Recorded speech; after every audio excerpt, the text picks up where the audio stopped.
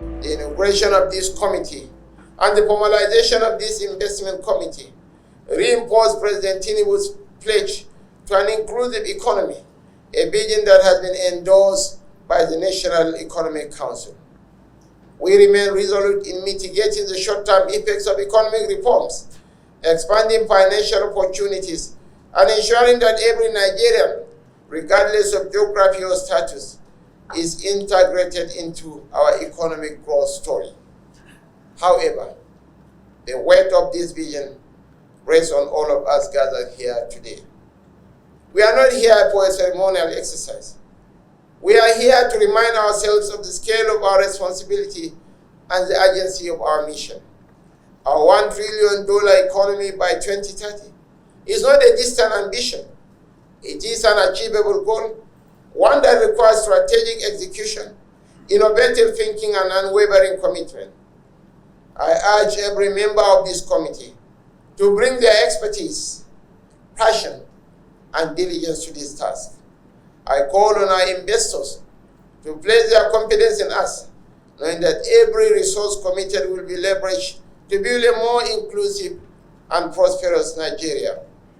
On this note, on behalf of my principal, President Bola Ahmed Tinubu, it is my singular honor and privilege to officially inaugurate the Presidential Committee on Economic and Financial Inclusion to commence the operationalization of the ASO Accord initiative and formally sign the investment commitment that will drive this implementation.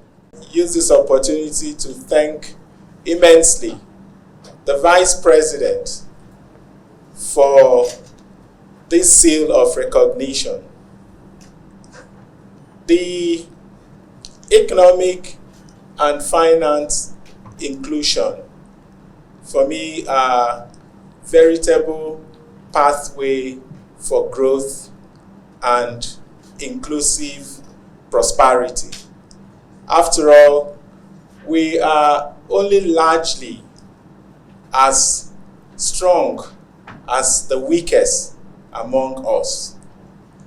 And I get to be asked often as a governor, how have you been able to increase your revenue exponentially over the period you've been in government? And by the way, we've had to increase our IGR over 1,000% from 30 billion naira to today over 500 billion. And for us, I will tell you, so there are two things here. Economic inclusion, what it means to us is that we cannot grow our economy at the expense of our common humanity. So which means that we have to carry the weakest among us. We have to design programs and policies that target those vulnerable ones, those very weak ones among us. Then, of course, financial inclusion. And that is where I'll be hoping to charge the private sector to come up with a product paper that would see huge investment in the digital infrastructure and also increase the fintech footprint and penetration. That way, we're able to essentially provide financial services to those very low ones in our society. And so I commend very much this initiative. I commend the President of the Federal Republic of Nigeria, President Bola Ahmed Tinubu, for this great initiative.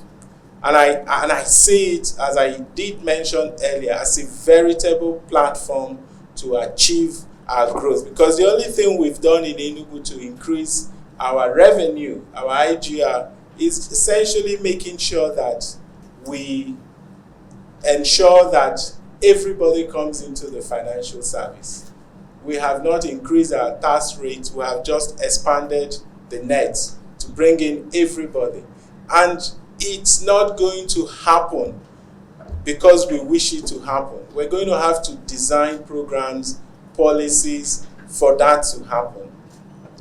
So I want to see this, and I indeed consider this as a call to national service, and I pledge to devote my utmost best to ensure the actualization of this noble objective. And more importantly, Your Excellency, I believe it's a vehicle that will help us to bring life to dead capital. So much is out there, not captured. So it's something that we should probably take it even more important than what it is as this, what is going on now. From our own side, I'm here to demonstrate our commitment to be with you and to support it 100%. And I represent the entire security sector of Nigeria. It's designed to drive inclusive growth by ensuring that every economically active Nigerian has access to essential financial services. And of course, this our committee has been tasked with the critical responsibility of translating this vision into actionable, impactful reform. So on behalf